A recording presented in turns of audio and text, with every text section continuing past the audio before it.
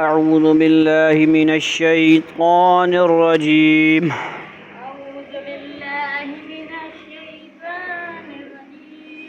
بسم الله الرحمن الرحيم.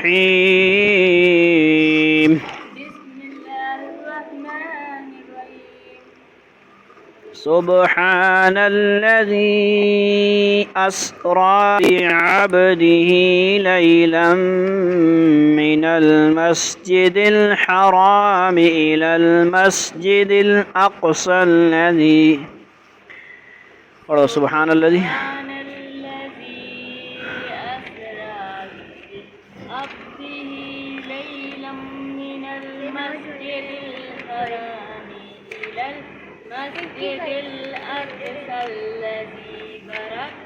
باركنا حوله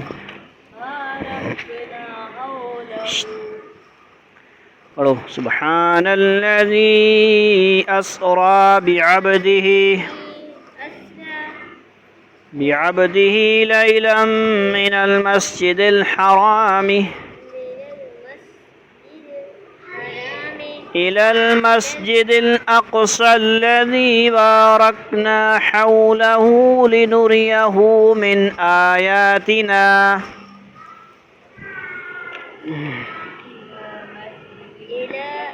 إلى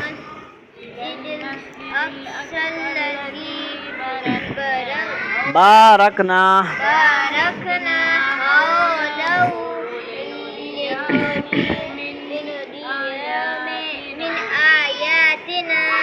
إنه هو السميع البصير.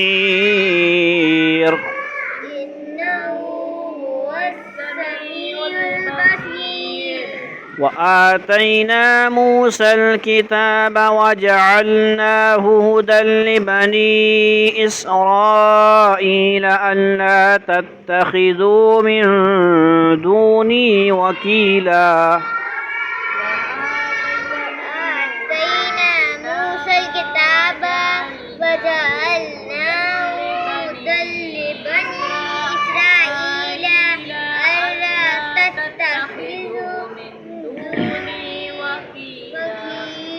ذرية من حملنا مع نوح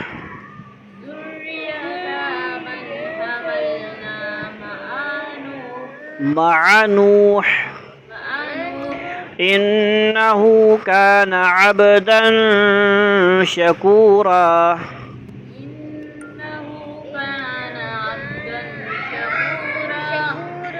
وقضينا إلى بني إسرائيل في الكتاب لتفسدن في الأرض مرتين ولتعلن علوا كبيرا. وقضينا إلى بني إسرائيل في الكتاب لتفسدن في الأرض مرتين ولتعلن علوا كبيرا. فإذا جاء وعد أولاهما بعثنا عليكم عبادا لنا أولي بأس شديد فجاسوا خلال الديار.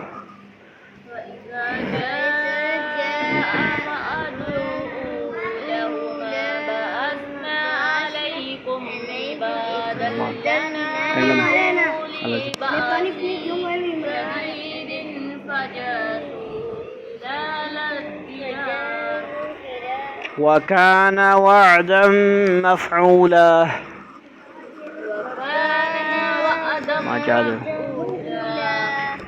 ثم رددنا لكم الكرة عليهم وأمددناكم بأموال وبنين وجعلناكم أكثر نفيرا.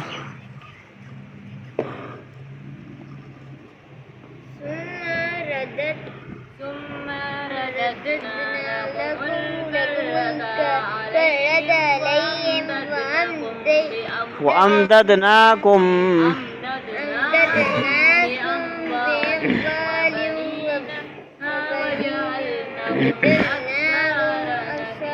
أكثر نفيرا إن أحسنتم أحسنتم لأنفسكم وإن أسأتم فلها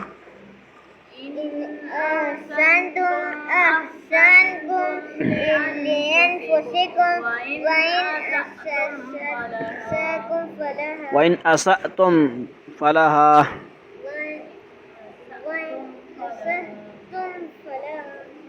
فإذا جاء وعد الآخرة ليسوءوا وجوهكم وليدخلوا المسجد كما دخلوه أول مرة وليتبروا ما علوا تتبيرا وإذا جاء وعد الآخرة ليسوءوا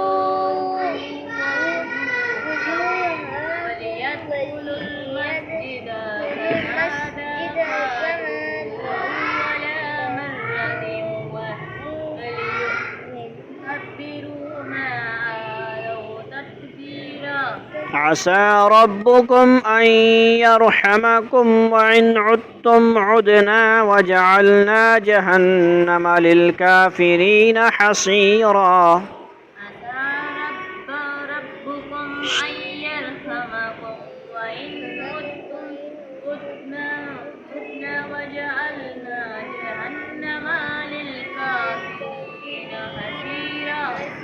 إن هذا القرآن يهدي للتي هي أقوم ويبشر المؤمنين الذين يعملون الصالحات أن لهم أجرا كبيرا إن هذا القرآن يهدي للتي أقوم ويبشر المؤمنين الذين يعملون الصالحات أجرا كبيرا وأن الذين لا يؤمنون بالآخرة أعتدنا لهم عذابا أليما وأن الذين لا يؤمنون بالآخرة أعتدنا لهم عذابا أليما صدق الله العظيم ترجمہ سبحان الذی سورت کون سی 15واں سپارہ شروع ہو رہا ہے سورت کون سی ہے سورہ اسراء اور سورہ بنی اسرائیل بھی بولتے ہیں ٹھیک ہے جی سبحان الذي أسرى بعبده ليلا من المسجد الحرام إلى المسجد الأقصى الذي باركنا حوله لنريه من آياتنا إنه هو السميع البصير پاک ہے وہ ذات جو اپنے بندے کو راتوں رات مسجد حرام سے مسجد اقصی تک لے گئی جس کے ماحول پر ہم نے برکتیں نازل کی ہیں تاکہ ہم انہیں اپنی کچھ نشانیاں دکھائیں بے شک وہ ہر بات سننے والی ہر چیز دیکھنے والی ذات ہے مسجد اقصی کون سی ہے ہماری مسجد اقصی ہے پیپل کالونی والی ہے یا یہاں پہ جو بیان ہو رہی ہے مسجد اقصی ادھر ہے بیت المقدس میں کیا ہے بیت المقدس ہی مسجد اقصی ہے سمجھ آ رہی بات مسجد حرام پتہ ہے نا خانہ کعبہ اس سے معراج کے واقعے کی طرف اشارہ ہے جس کی تفصیل حدیث اور سیرت کی کتاب میں آئی ہے اس کا خلاصہ یہ ہے کہ حضرت جبریل علیہ السلام آن حضرت صلی اللہ علیہ وسلم کے پاس آئے اور رات کے وقت انہیں ایک جانور پر سوار کیا جس کا نام کیا تھا براق جہانگیر یکراں وہ کیا کہتے ہیں نام محمد زباں تا بودتا جہاں جائے گیر ثنائے محمد بود دل پذیر حبیب خدا اشرف انبیاء کہ عرش مجیدش بود متقا آگے کیا ہے سوار جہانگیر یکراں براق کہ از اگے نیلی از مجھے بھول رہا ہے شعر بڑا مزے کا شعر فارسی ٹھیک ہے نبی صلی اللہ علیہ وسلم کی تعریف میں اسی براق کا بھی وہاں پہ ذکر ہے مطلب یہ ہے کہ اسی عرش کا ذکر ہے، براق کا ذکر ہے، سواری کا ذکر ہے۔ کیا نام تھا اس کا؟ براق۔ وہ انتہائی تیز رفتاری کے ساتھ آپ کو مسجد حرام سے بیت المقدس تک لے گیا۔ میرے خیال سے آج تک کوئی اس کے مقابل کی کوئی سواری پیدا نہیں ہوئی، میرے خیال، ناقص خیال ہے نا۔ کیوں؟ کنڈی ہل رہی ہو چند سیکنڈوں کے اندر، ٹھیک ہے جی۔ جہاز بنائیں گے آپ لوگ، ٹرین بنائیں گے، کچھ تو منٹ لگائے گی نا، کچھ گھنٹہ لگائے گی، جو بھی بولتے ہیں ریل گاڑی ہے۔ ریل گاڑی سے تیز جہاز ہے، 2 گھنٹے میں پہنچاتا ہے، 4 گھنٹے میں پہنچ جاتا ہے، کہیں پہ 24 گھنٹے میں پہنچ جاتا ہے۔ لیکن اللہ رب العزت کی سواری سیکنڈوں کے اندر مسجد حرام سے وہ لے کر مسجد اقصی لے گئی، اور وہاں سے پھر اور کہاں، اللہ، جہاں تک سواری پہنچ ہی نہیں سکتی کوئی دنیاوی، کہاں؟ عالم غیب، جنت جہنم کے مناظر مطلب اس کے مناظر دکھانے کے لیے عرش تو میں کہہ رہا ہوں، مطلب ہے جنت جہنم کے جو مناظر آگے انشاءاللہ 7واں آسمان۔ ٹھیک ہے جی۔ وہ انتہائی تیز رفتاری کے ساتھ آپ کو مسجد حرام سے بیت المقدس تک لے گیا۔ یہ سفر معراج کا پہلا مرحلہ تھا، جسے اسراء کہا جاتا ہے۔ کیا کہا جاتا ہے؟ اسراء۔ پھر وہاں سے حضرت جبریل آپ کو 7 آسمانوں پر لے گئے۔ ہر آسمان پر آپ کی ملاقات پچھلے پیغمبروں میں سے کسی پیغمبر سے ہوئی۔ اس کے بعد جنت کے ایک درخت سدرۃ المنتہا، عند سدرۃ المنتہا عندها جنت المأوى اذ یغشی السدرۃ ما یغشی ما زاغ البصر وما طغى لقد رأى من آیات ربه الكبرى افرأیتم اللات والعزى۔ سبحان اللہ، بولو، سمجھ آئی؟ سدرہ یعنی وہ بیری۔ اور آپ کو اللہ تعالیٰ سے براہ راست ہم کلامی کا شرف عطا ہوا۔ اسی موقع پر اللہ تعالیٰ نے آپ کی امت پر کتنی نمازیں؟ پہلے 50 پھر 5 نمازیں فرض فرمائیں۔ پھر رات میں آپ واپس مکہ مکرمہ تشریف لے آئے۔ اس آیت میں اس سفر کے صرف پہلے حصے کا بیان ہے، اس لیے کیا گیا ہے کہ آنے والے تذکرے سے اسی کا تعلق زیادہ تھا۔ البتہ سفر کے دوسرے حصے کا تذکرہ سورہ نجم 27 13 تا 18، سورہ نجم 27 پارہ آیا ہے۔ صحیح روایت کے مطابق یہ معجزانہ سفر بیداری کی حالت میں پیش آیا، جسمانی اور روحانی معراج ہے۔ کیا ہے؟ جسم کے ساتھ آپ سے سمجھیں، یہ نہیں کہ روحانی خواب۔ سورہ نجم، سمجھ آ رہی ہے بات؟ اور اس طرح اللہ تعالیٰ کی قدرت کاملہ کی ایک عظیم نشانی آپ کو دکھائی گئی تھی۔ یہ کہنا بالکل غلط ہے کہ یہ واقعہ بیداری کے بجائے خواب میں دکھایا گیا، کیونکہ یہ بات صحیح احادیث کے تو خلاف ہے ہی۔ قرآن کریم کا اسلوب واضح طور پر یہ بتا رہا ہے کہ یہ غیر معمولی واقعہ تھا، جسے اللہ تعالیٰ نے اپنی ایک نشانی قرار دیا ہے۔ اگر یہ صرف ایک خواب کا واقعہ ہوتا تو یہ کوئی غیر معمولی بات نہیں ہوتی، تو سبحان الذی نہ آتا پھر، ٹھیک ہے نا؟ سبحان اللہ جب آیا بہت بڑا لفظ ہے۔ انسان خواب میں بہت کچھ دیکھتا رہتا ہے، پھر اسے اپنی ایک نشانی قرار دینے کے کوئی معنی نہیں تھے۔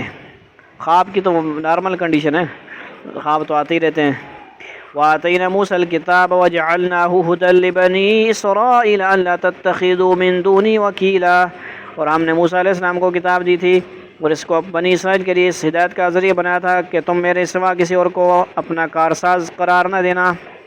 ذُرِّيَّةَ مَنْ حَمَلْنَا مَعَ نُوحٍ إِنَّهُ كَانَ حَبْلًا شَكُورًا۔ اے ان لوگوں کی اولاد جن کو ہم نے نوح کے ساتھ کشتی میں سوار کیا تھا، اور وہ بڑے شکر گزار بندے تھے۔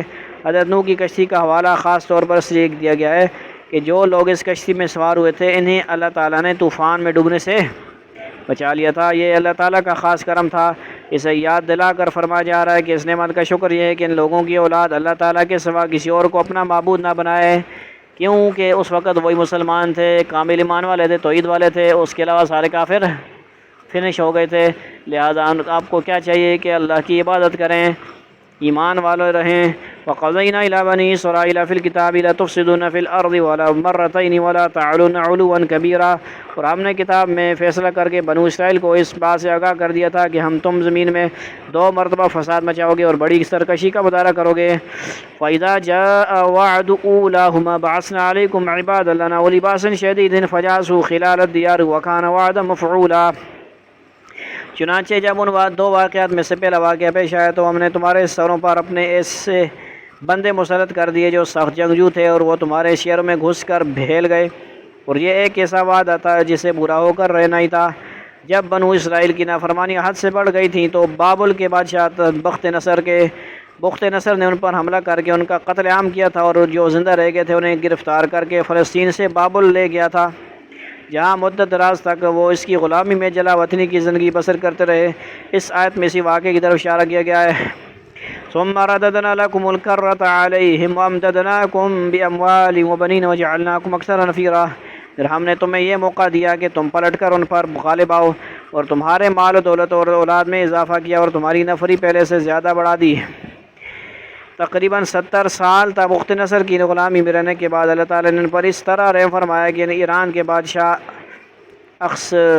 اخشویرس نے بابل پر حملہ کر کے اسے فتح کر لیا۔ اس موقع پر اسے ان یہودیوں کی حالت زار پر رحم آیا اور اس نے ان کو آزاد کر کے دوبارہ فلسطین میں بسا دیا۔ اس طرح ان کو دوبارہ خوشحالی ملی اور ایک مدت تک وہ بڑی تعداد میں وہاں آباد رہے، مگر جب خوشحالی ملنے پر انہوں نے دوبارہ بدعمالیوں پر کمر باندھی تو وہ دوسرا واقعہ پیش آیا جس کا ذکر اگلی آیت میں آ رہا ہے۔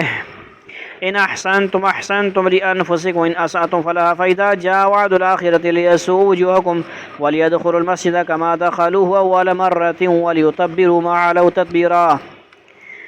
اگر تم اچھے کام کرو گے تو اپنے ہی فائدے کے لیے کرو گے، اور برے کام کرو گے تو بھی وہ تمہارے لیے ہی برا ہوگا۔ چنانچہ جب دوسرے واقعے کی میعاد آئی تو ہم نے دوسرے دشمنوں کو تم پر مسلط کر دیا تاکہ وہ تمہارے چہروں کو بگاڑ ڈالیں، اور تاکہ وہ مسجد میں اسی طرح داخل ہو جیسے پہلے لوگ داخل ہوئے تھے، اور جس چیز پر ان کا زور چلے اس کو تیز نیس کر کے رکھ دیں۔ بعض حضرات نے تو کہا ہے اس دوسرے دشمن سے مراد انتیوکس ایپی فانیوس ہے، جس نے حضرت عیسیٰ علیہ السلام کی تشریح آوری سے کچھ پہلے دوبارہ بیت المقدس پر حملہ کر کے یہودیوں کا قتل عام کیا تھا۔ اور بعض حضرات نے کہا ہے کہ اس سے مراد حضرت عیسیٰ علیہ السلام کے رفع آسمانی کے بعد روم کے شاہ تیتوس تو اس نے بھی نا نہیں جڑا وہ ستانہ ارطغرل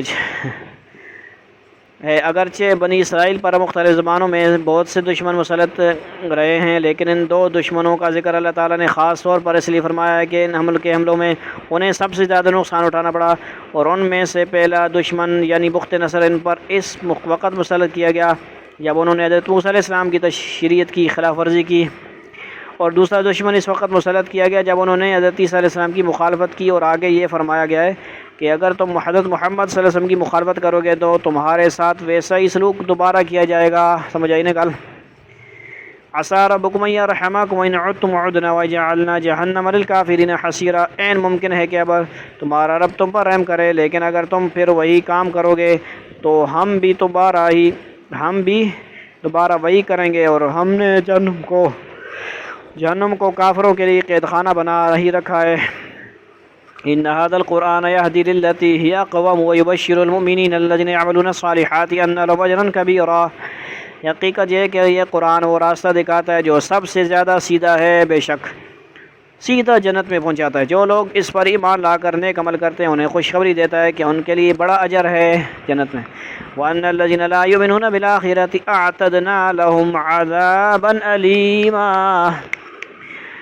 اور یہ بتاتا ہے کہ جو لوگ آخرت پر ایمان نہیں رکھتے ان کے لیے ہم نے ایک دردناک عذاب تیار کر رکھا ہے۔ وآخر دعوانا الحمد للہ رب العالمین۔ صدق اللہ۔